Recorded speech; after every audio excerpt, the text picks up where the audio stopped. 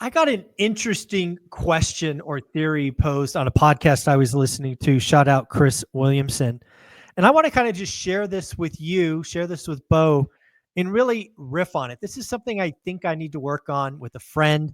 And Bo was right there for me. So, Bo, thank you for doing this, man. You bet. I'm excited. All right. So, here it is. So, Chris Williamson was basically saying something that we should all do. So, each of you watching this, myself included, Bo included, should ask yourself, what do you want your perfect day to be like when you are 80 years old?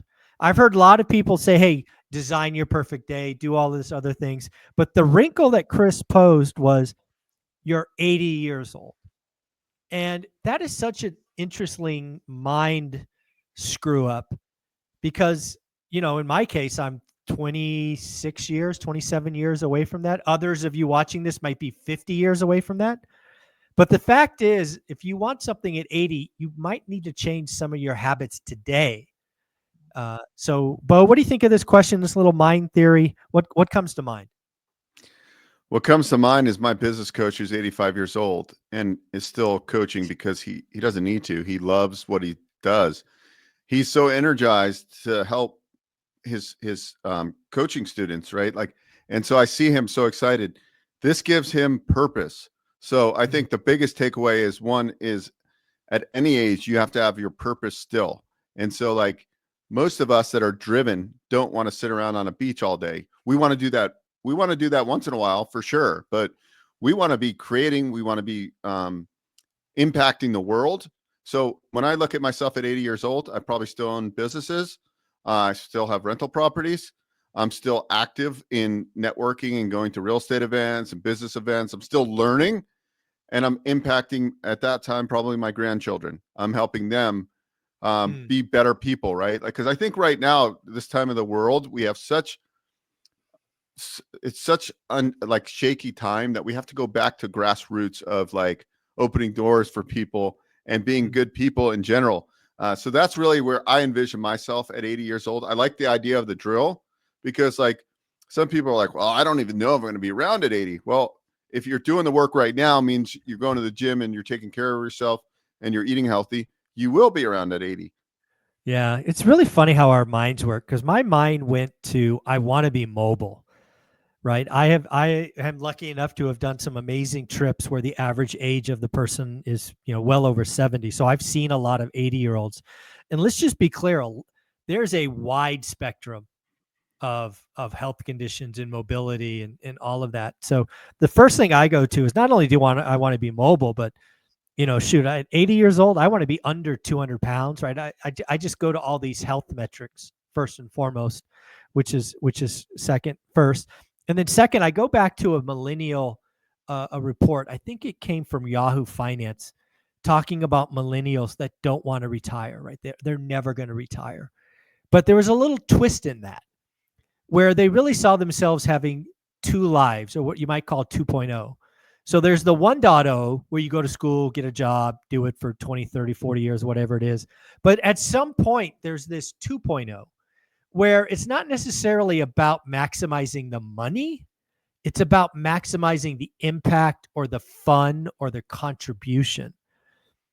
And I think that's an interesting thing to think about because, again, it's something I didn't, right? I quit on a bad day and I had to go find something, and it was scary and depression and all of that. So I think it's interesting to think about what would you want to do for the last couple of decades?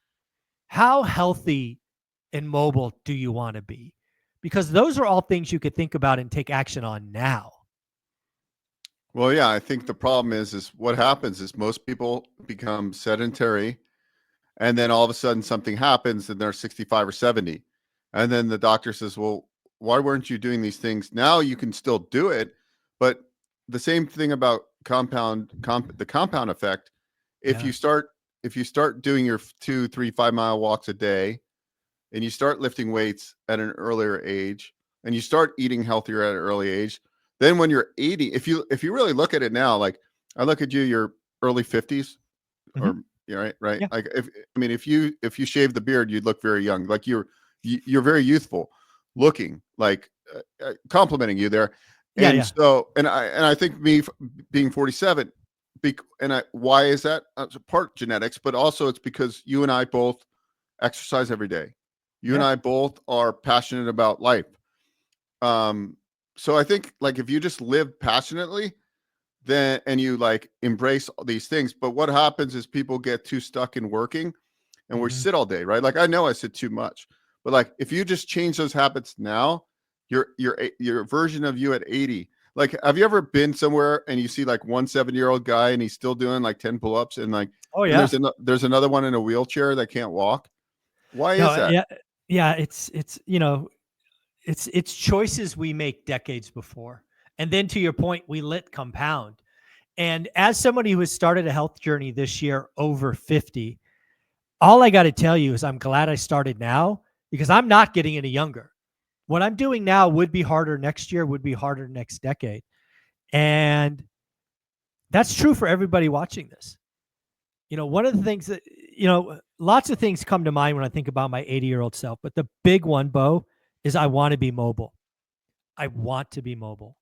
If you I keep have doing to what, be mobile. well, if you Yeah. keep doing what you're doing, you will be.